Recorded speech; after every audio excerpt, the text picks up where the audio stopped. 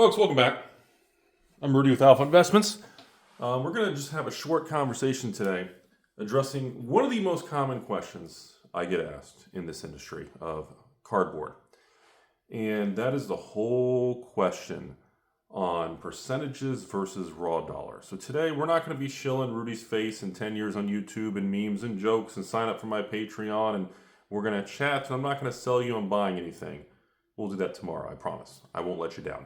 But today is more of how do I handle, Rudy, I was like most people, I didn't buy Magic collector boxes during the crash. Rudy, I was like most people, I was bearish on Pokemon during the, rougher beginning eras of Scarlet Violet.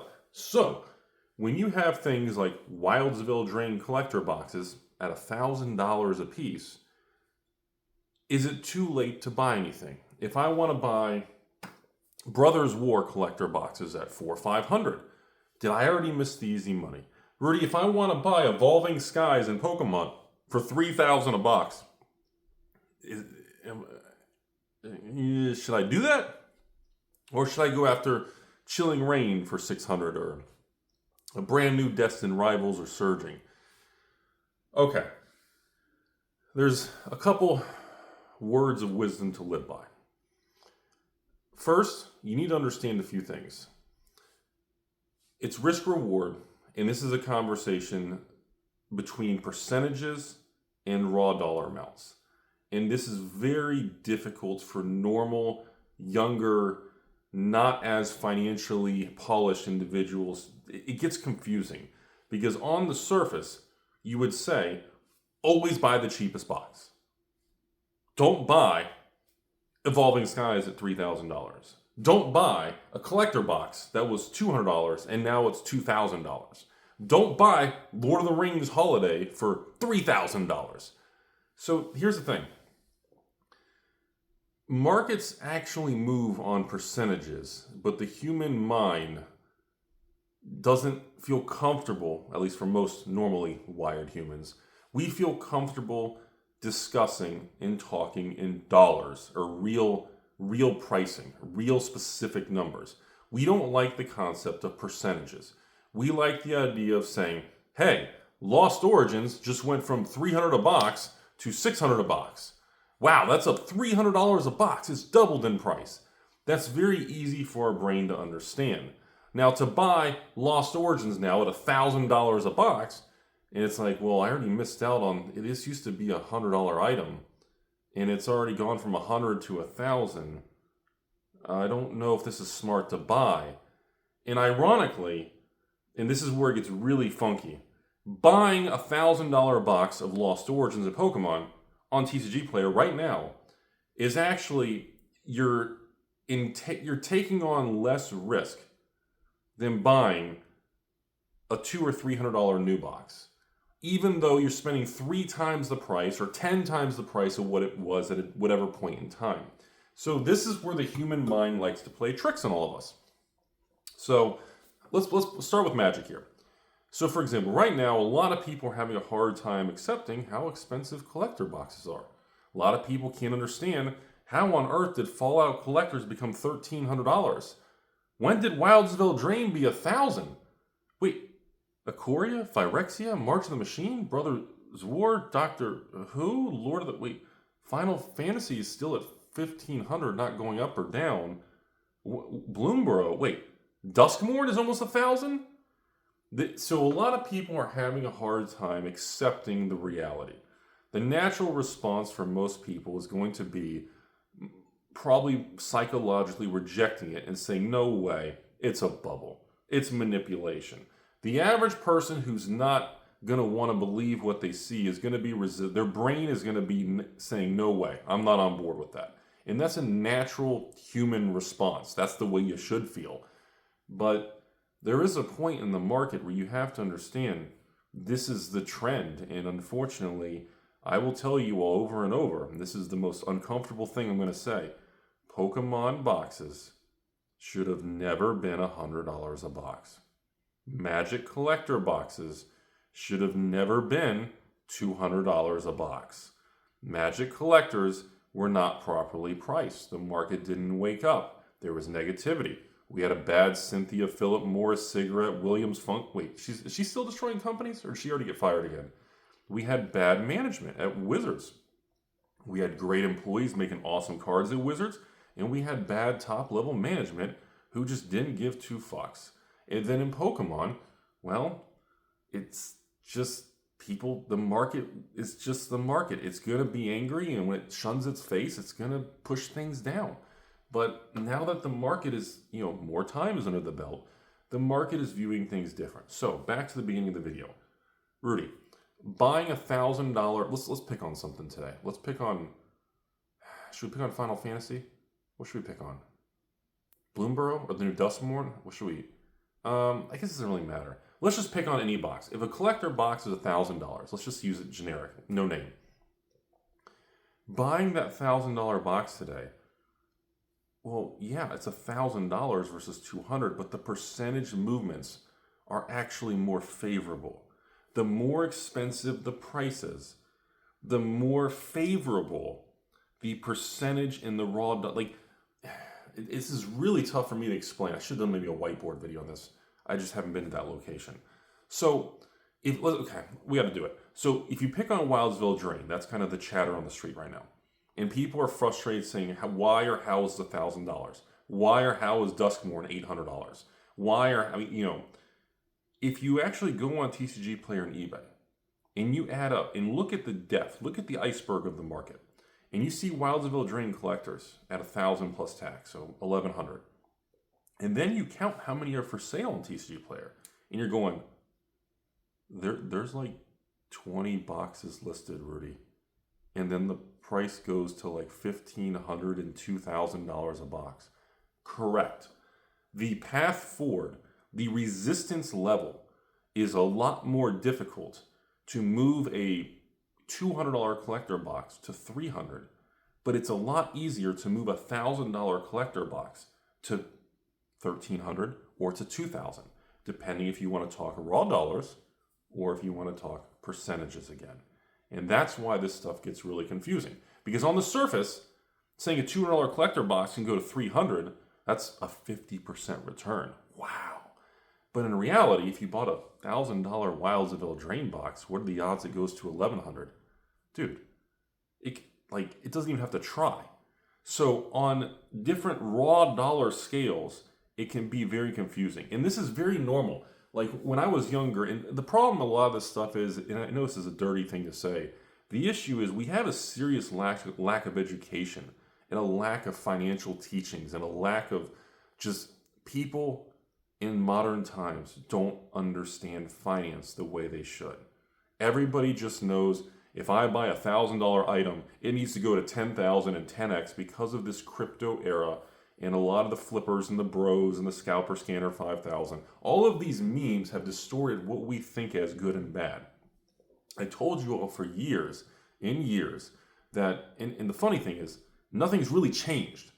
If you buy a $1,000 collector box today, if you go on TCG Player right now and buy Fallout collectors, Wildsville Drain collectors, Final Fantasy collectors, and you just like Magic, you're small, they're pretty, and you just buy one of each, the probability of you continuing to do well by literally doing nothing at all after that is very favorable. You can't use the G word guarantee because that's a legality issue, but the probability of that continuing is really odds. The odds are really in your favor. And the thing is, when you don't have a lot of resources or you're new to an industry, it scares you to buy a $3,000 Pokemon box of Evolving Skies. That's scary. But for some reason, buying 10 boxes of, Journey Together at $300 each doesn't feel as scary. Right? It doesn't feel like a big deal at all, actually. Do you see my point? So it's kind of a trick that your brain plays. Because the odds of the $1,000 box going to $2,000 is actually better odds than the $300 box moving. Because it gets more complicated because let's just kind of go into some soft things. This really wasn't a good video setup and everything. I was going to talk about art today and share a painting like I did a long time ago. But the thing is, you have a couple other variables. When the box price is cheaper, the market hasn't fully committed and hasn't fully understood the value, scarcity, supply, the cards, the pool of things you could get from the set. The market's still kind of shaky, right? But when a box is already skyrocketed, when Lost Origins is 1,000, or Bloomburrow is 1,000, or Ixalan, or whatever, when the item already skyrockets, the market's already giving you the green light that this is a good thing long term. It's rare, there's nothing left, we are a go. And you have to take those little tips. Those are like free advice on the internet.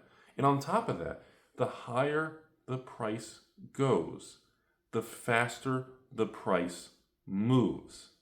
One more time slower for the Timmys in the back. The higher the box price is, the momentum and the friction is like the momentum's greater and the friction is lower. It wants to keep running because the higher the price, the less there is left on the market. The reason that it feels like boxes start at 200, 250, 300, 350, like you at that range, there's still decent supply, there's a lot of activity, there's maybe some reprints in Pokemon.